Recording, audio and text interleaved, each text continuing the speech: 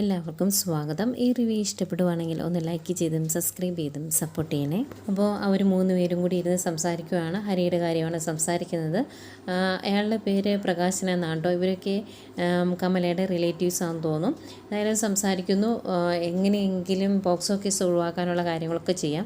അതിനായിട്ട് ആദ്യം ശരണ്യയുടെ അച്ഛനെ പോയി കാണാം. അങ്ങേരോട് സംസാരിച്ചതിന് ശേഷം ശിവനും അയാളോട് ഒരുമിച്ച് സംസാരിക്കാൻ ഒരു വഴി ഉണ്ടാക്കാം എന്നൊക്കെ പറയുന്നു. അതുകൊണ്ട് എന്തെങ്കിലും മാർഗം ഉണ്ടാവുമോ എന്നറിയത്തില്ല. ഏതായാലും നമുക്ക് എങ്ങനെയെങ്കിലും എത്രയൊക്കെ ശ്രമിച്ചാണെങ്കിലും നമുക്ക് ആ പോക്സോ കേസ് ഒഴിവാക്കി എടുക്കാമെന്ന് പറയുന്നുണ്ട്. അതുപോലെ ഇതെല്ലാം പറഞ്ഞു കഴിയുമ്പോഴേക്കും ഭയങ്കര സന്തോഷമൊക്കെ വന്നുണ്ട് കമലയുടെ മുഖത്ത്. അന്നേരമാണ് അങ്ങേര് പറയുന്നത്, ഇപ്പം ഇലക്ഷൻ ടൈമാണ്. ഇലക്ഷൻ ടൈമിൽ നേരിട്ട് ഈ ഒരു വിഷയത്തിൽ ഇടപെടാൻ പറ്റിയല്ല സുഭാഷ് ചേട്ടന്. അതുകൊണ്ടാണ് ഇടപെടാത്തത്. പിന്നെ കമലയുടെ കാര്യം ആയതുകൊണ്ട് സുഭാഷ് ചേട്ടന് പ്രത്യേകം ഒരു ഇൻട്രസ്റ്റ് ഉണ്ട്. അതുകൊണ്ടാണ് ഈ ഒരു ഇലക്ഷൻ ടൈമായിട്ട് പോലും ഇതുപോലൊരു കേസിൽ വന്ന് ഇടപെടുന്നത്. ഇലക്ഷന് ഒരുപാട് പൈസയൊക്കെ ആകും. പുതിയ ട്രെൻഡിനനുസരിച്ച് പിടിച്ച് നിൽക്കണ്ടേ. അതുകൊണ്ട് ആ രീതിയിൽ എന്തെങ്കിലുമൊക്കെ പ്രതീക്ഷിക്കുന്നുണ്ട് സുഭാഷ് ചേട്ടൻ എന്ന് പറയുമ്പം ശിവൻ പറയുന്നുണ്ട്, അതിന് കുഴപ്പമൊന്നുമില്ല, അതെന്നോട് സുഭാഷ് സൂചിപ്പിച്ചായിരുന്നു, നമുക്ക് എന്താണെന്ന് വെച്ചാൽ ചെയ്യാമെന്ന്. അന്നേരം എന്നാൽ അതൊന്ന് ഞാനോട് ഒന്ന് പറഞ്ഞേ ഉള്ളൂ, അത് നിങ്ങൾ എന്താണെന്ന് വെച്ചാൽ ചെയ്തു. എന്തായാലും ഞാൻ ഇന്ന് തന്നെ ശരണ്യയുടെ അച്ഛനെ കാണാൻ പോവാണ് എന്ന് അങ്ങേര് പറയുന്നു. അന്നേരം ശരണ്യയുടെ അച്ഛനെ കണ്ടു കഴിയുമ്പോഴേക്കും പിന്നെ ശിവശങ്കരനുമായിട്ട് സംസാരിച്ച് എല്ലാം സെറ്റാകും എന്നൊരു സമാധാനത്തിലേക്ക് എത്തുവാണ് കമല. പിന്നെ കാണിക്കുന്നത് പ്രകാശൻ ശരണ്യയുടെ അച്ഛനെ കാണാൻ വേണ്ടി ഒരു സ്ഥലത്ത് പോയി വെയിറ്റ് ചെയ്യുവാണ്. അപ്പോഴത്തേക്കും അങ്ങോട്ടേക്ക് ഓട്ടോയിൽ ശരണ്യയുടെ അച്ഛനും വരും. അത് കഴിഞ്ഞ് അവർ സംസാരിക്കുമ്പോൾ പറയുന്നുണ്ട്, അവരുടെ പാർട്ടിയുടെ ജില്ലാ കമ്മിറ്റി പ്രസിഡൻറ്റ് പറഞ്ഞിട്ടാണ് വരുന്നത് എന്ന്. അന്നേരം ചോദിക്കുന്നുണ്ട്, ജില്ലാ കമ്മിറ്റി പ്രസിഡൻ്റെ പേരാണ് കൈമൾ സാർ എന്തിനാണ് ഇതുപോലൊരു കേസിൽ ഇടപെടുന്നത് എന്ന് ചോദിക്കുമ്പോൾ, അല്ല, നിങ്ങൾക്ക് വേണ്ടി തന്നെയാണ് ഇടപെടുന്നത്. ഇപ്പം നിങ്ങളുടെ മകളുടെ കേസ് ഇപ്പോൾ അന്വേഷിച്ചുകൊണ്ടിരിക്കുകയാണല്ലോ, അതിനകത്ത് ഒരു പോക്സോ കേസ് ഉണ്ട് എന്ന് അറിഞ്ഞു. ആ ഒരു കാര്യം നടന്നിട്ടില്ല എങ്കിൽ അതുമായിട്ട് മുന്നോട്ട് പോയിട്ടുണ്ടെങ്കിൽ നിങ്ങൾക്ക് തന്നെയാണ് ബുദ്ധിമുട്ട് എന്ന് പറയും. അന്നേരം ശരണ്യയുടെ അച്ഛൻ ചോദിക്കും, ഞങ്ങൾക്ക് എന്ത് ബുദ്ധിമുട്ടാണ് ഉണ്ടാകുന്നത് എന്ന്. അന്നേരം അങ്ങേര് പറയുവാണ്, പോക്സോ ആയിട്ട് ബന്ധപ്പെട്ടൊരു സംഭവം നടന്നിട്ടുണ്ടെങ്കിൽ അത് എവിടെ വെച്ച് എപ്പോൾ എങ്ങനെ നടന്നു എന്ന് നമ്മൾ അങ്ങോട്ട് തെളിവ് കൊടുക്കണം. എന്തിനും തെളിവ് വേണമല്ലോ.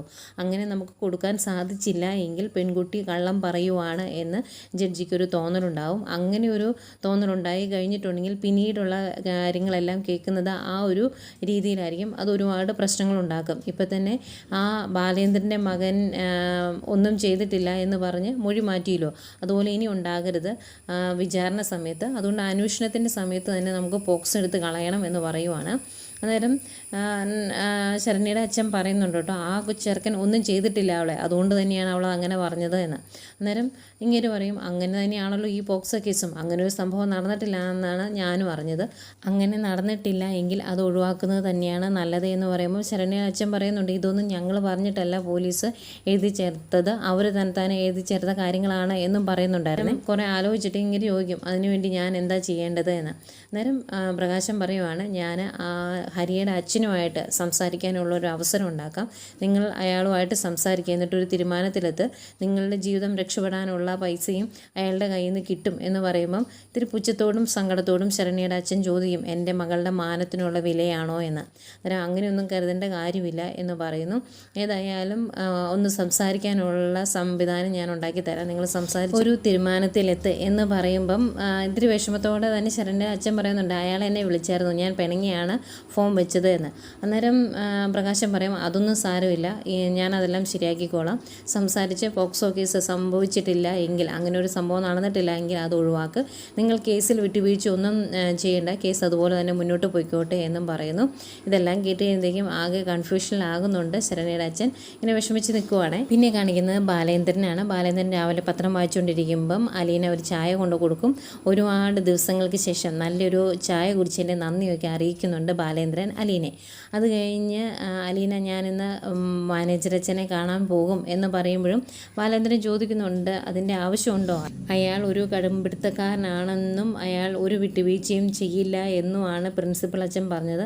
അതുകൊണ്ട് ആ വഴിക്ക് ചിന്തിക്കണോ എന്ന് ഒന്നുകൂടെ ബാലേന്ദ്രൻ ചോദിക്കുമ്പം അലീന പറയുന്നുണ്ട്, എനിക്ക് നല്ല ശുഭാപ്തി വിശ്വാസമാണ്, ഒന്ന് പോയി കണ്ടു നോക്കാം. നമ്മൾ ഈ ഓരോരുത്തരുടെ ലേബലിലും അയാളുടെ പദവിയിലും ഒന്നും വിശ്വസിക്കേണ്ട കാര്യമില്ല. അതിലെല്ലാം എല്ലാം മനുഷ്യന്മാർ തന്നെയല്ലേ ഉള്ളത്, അതുകൊണ്ട് സംസാരിച്ച് നോക്കാമെന്ന് അലീന പറയുന്നു.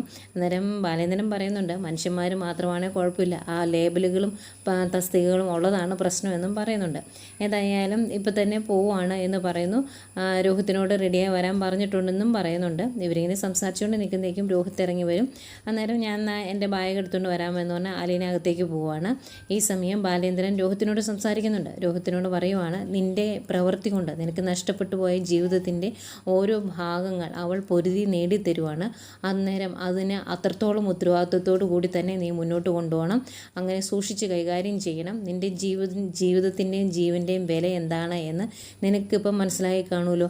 അതുകൊണ്ട് ഇനി മുന്നോട്ട് അതെല്ലാം ശ്രദ്ധിച്ചു വേണം മുന്നോട്ട് കൊണ്ടുപോകാൻ എന്നൊക്കെ പറയുന്നു. എന്നിട്ട് പറയുന്നുണ്ട്, അവിടെ ചെന്നിട്ട് അവൾ ഏതൊക്കെ രീതിയിൽ മാനേജർ അച്ഛനോട് സംസാരിച്ചാലും നിനക്ക് വിഷമമൊന്നും തോന്നരുത്. കാരണം അവൾ അവിടെ എന്ത് പറഞ്ഞാലും അത് നിൻ്റെ നന്മയ്ക്ക് വേണ്ടിയിട്ടായിരിക്കും എന്ന് നിനക്ക് ഉറപ്പുണ്ടായിരിക്കണം. അതുപോലെ ആത്മവിശ്വാസം കളയരുത്. എന്തൊക്കെ സംഭവിച്ചാലും അവൾ ഈ പൊരുതി നിൽക്കുന്നതിൻ്റെ ഇരട്ടി നീ പൊരുതി നിൽക്കണം. നിനക്ക് വേണ്ടിയാണ് അവൾ ഇതെല്ലാം ചെയ്യുന്നത്. അപ്പോൾ കാര്യങ്ങൾ കൂടുതൽ ഈസി ആയിട്ട് മുന്നോട്ട് പോകും എന്നൊക്കെ പറഞ്ഞ് ഒന്ന് മോട്ടിവേഷനൊക്കെ കൊടുക്കുന്നുണ്ട്. അന്തേക്കും അലീന ഇറങ്ങി വരും. എന്നിട്ട് ചോദിക്കും, എന്താ അച്ഛനും മോനും കൂടെ ഒരു രഹസ്യ ചർച്ച, എന്തെങ്കിലും രഹസ്യ അജണ്ട ഉണ്ടോ എന്നൊക്കെ ചോദിക്കുമ്പോൾ ഒന്നുമില്ല എന്ന് പറയുന്നു. ഏതായാലും പോയിട്ട് വാ മോനെ എന്ന് പറഞ്ഞ് സ്നേഹത്തോടെ ചേർത്ത് പിടിച്ച് കാര്യങ്ങളൊക്കെ പറഞ്ഞു കൊടുത്താണ് ബാലേന്ദ്രൻ രോഹിത്തിനെ അലീനയുടെ കൂടെ പറഞ്ഞു വിടുന്നത്. എങ്ങനെയാണ് പോകുന്നത് എന്ന് ചോദിക്കുമ്പോൾ ഓട്ടോയ്ക്കാണ് പോകുന്നതെന്ന് പറയും. അന്നേരം നിൻ്റെ ബൈക്ക് എന്താണ് നീ എടുക്കാത്തത് എന്ന് ചോദിക്കുമ്പം കുറേ നാളായില്ലേ അത് സ്റ്റാർട്ട് ചെയ്തിട്ട് വഴിയിൽ വെച്ച് പണി തന്നാൽ പിന്നെ മെനക്കേടാകും, അതുകൊണ്ട് അവർ ടൗണിൽ ചെന്നിട്ട് ഓട്ടോ വിളിച്ച് പൊയ്ക്കോളാം എന്ന് പറയുന്നു. അങ്ങനെ അവർ രണ്ടുപേരോട് ഇങ്ങനെ പോകുന്നത് നോക്കി നിൽക്കുന്ന ബാലേന്ദ്രൻ്റെ മുഖത്ത് ഇത്തിരി വിഷമവും സങ്കടവും ഒക്കെ വരുന്നുണ്ട്. പിന്നീട് കമലയാണ് കാണിക്കുന്നത്. കമല ഏതോ ഒരു റിലേറ്റീവിനെ വിളിച്ച് കാര്യങ്ങളൊക്കെ പറയുവാണ്.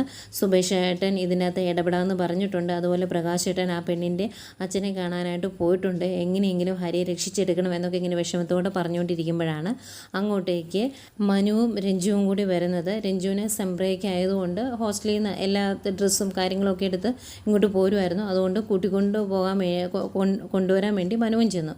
അപ്പോൾ അവർ വന്ന് ഇറങ്ങി കഴിയുമ്പോഴും വലിയ മൈൻഡൊന്നുമില്ല കമലയ്ക്ക്.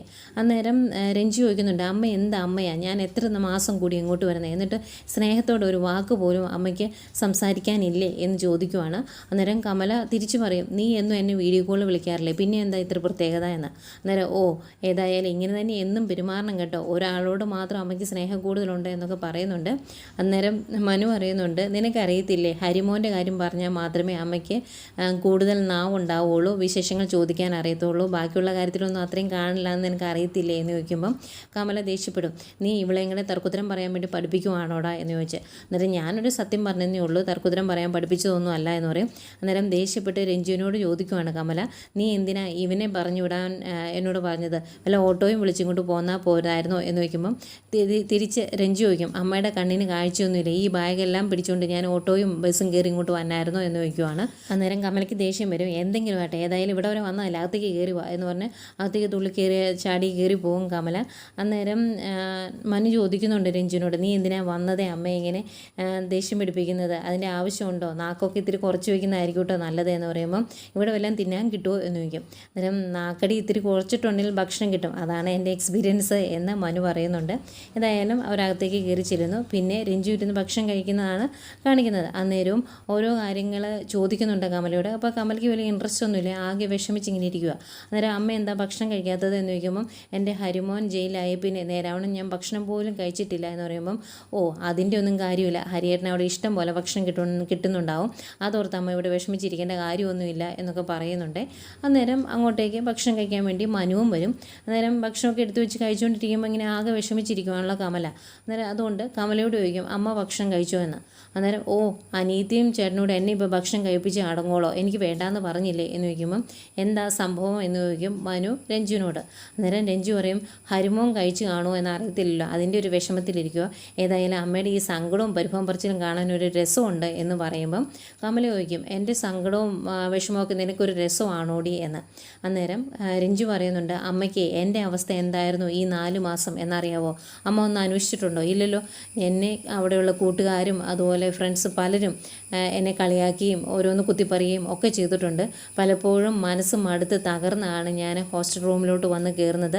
ആ സമയത്ത് എൻ്റെ അവസ്ഥ എന്താണ് എന്ന് അമ്മ അന്വേഷിച്ചിട്ടില്ലല്ലോ. പക്ഷേ മനുവേട്ടൻ എന്നും എന്നെ വിളിക്കുമായിരുന്നു. മനുവേട്ടൻ ഇല്ലായിരുന്നെങ്കിൽ വല്ലോ ഭ്രാന്തും പിടിച്ചേനെ എനിക്ക് എന്നൊക്കെ പറയുമ്പം കമല പറയാ, ഓ ഇവനെയും കൊണ്ട് നിനക്കെങ്കിലും ഒരു പ്രയോജനം ഉണ്ടായല്ലോ, അത് ഏതായാലും നന്നായി എന്ന്.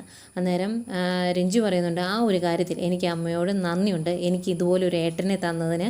എന്നും എന്നെ വിളിച്ച് എങ്ങനെയാ രഞ്ജു നീ ഓക്കെ ആണോ എന്ന് ചോദിച്ച് എനിക്ക് മോട്ടിവേഷൻ തരുമായിരുന്നു. എനിക്കൊരു ഇത്തിരി മനസ്സമാധാനം തരാൻ മനുവേട്ടനെ ഉണ്ടായിരുന്നുള്ളൂ എന്നൊക്കെ പറയുന്നതേക്കും, ഓ അപ്പം നിനക്ക് എൻ്റെ ഹരിയുടെ കാര്യത്തിൽ മാത്രമേ ഇടപെടാൻ അറിയത്തില്ലായിരുന്നുള്ളൂ അല്ലേ? ഏതായാലും ഇങ്ങനെ തന്നെ മുന്നോട്ട് പോട്ടെ, നിനക്ക് എങ്ങനെയെങ്കിലും ആ ഉരുമിട്ടവളെ കിട്ടി ഇങ്ങോട്ട് വന്നെന്നല്ലേ ഉള്ളൂ എന്നൊക്കെ പറഞ്ഞ് തുള്ളിച്ചാടി നിൽക്കുവാണ് കമലയ്ക്ക് ദേഷ്യം വന്നു. മനു ബാക്കിയുള്ള കാര്യത്തിലൊക്കെ ഇടപെടുന്നുണ്ട്, ഹരിയുടെ കാര്യത്തിൽ ഇടപെടുന്നില്ല എന്നറിയുമ്പോൾ ഇത് കേൾക്കുമ്പോൾ ആകെ ദേഷ്യം വരുന്നുണ്ട് കേട്ടോ മനുവിനും. ഏതായാലും ഇങ്ങനെ ഒരു സംസാരിച്ചിരിക്കുന്ന കാണിച്ചുകൊണ്ടാണ് ഇന്നത്തെ കഥ അവസാനിക്കുന്നത്. പിന്നെ നാളത്തെ പ്രൊമോ കാണിക്കുന്നുണ്ട്. പ്രൊമോയിൽ അലീനയും രോഹിത്തോടെ മാനേജർ അച്ഛനെ കാണാൻ പോയായിരുന്നല്ലോ. പക്ഷേ അവിടെ ചെന്നിട്ട് ഒന്നും നടന്നില്ല. മാനേജർ അച്ഛൻ ബാലേന്ദ്രൻ പറഞ്ഞതുപോലെ തന്നെ ഭയങ്കര കടുംപിടുത്തക്കാരനാണ്, ഒരു വിട്ടുവീഴ്ചയും ചെയ്യില്ല എന്ന് അങ്ങേര് പറഞ്ഞു. അതിൻ്റെ വിഷമത്തിലാണ് അവർ തിരിച്ചു വരുന്നത്. ഇത് കൃഷ്ണമോളോടൊക്കെ പറയുന്നുണ്ട്. അത് കഴിഞ്ഞ് വിഷമത്തോടെ അകത്തോട്ട് കയറി പോകുന്ന രോഹിത്തിനെയും കാണിക്കുന്നുണ്ട്. പിന്നീട് ബാലേന്ദ്രനുമായിട്ട് സംസാരിക്കുന്ന അലീനയാണ് കാണിക്കുന്നത്. അന്നേരം അലീന പറയുന്നുണ്ട്, എനിക്കിപ്പോഴും നിരാശയൊന്നും ഇല്ല അച്ഛാ, എനിക്കിപ്പോഴും ശുഭാപ്തി വിശ്വാസമുണ്ട്, എന്തെങ്കിലുമൊക്കെ സംഭവിക്കും, ഒരു വഴി എൻ്റെ മുന്നിൽ തെളിഞ്ഞു വരും എന്നുള്ളൊരു വിശ്വാസം എനിക്കുണ്ട്, ഞാൻ അങ്ങനെ പിന്നോട്ടില്ല എന്ന് പറഞ്ഞേക്കുന്ന അലീനയും അന്നേരം രാത്രിയിൽ ഒരു വണ്ടി കയറി വരുന്നുണ്ട്. നമ്മൾ പ്രൊമോയെ കണ്ടതാണ്, ഒരു പുതിയ എൻട്രി ആണെന്ന് തോന്നുന്നു. അയാളെ അതും കാണിച്ചുകൊണ്ടാണ് ഇന്നത്തെ കഥ തീരുന്നത്.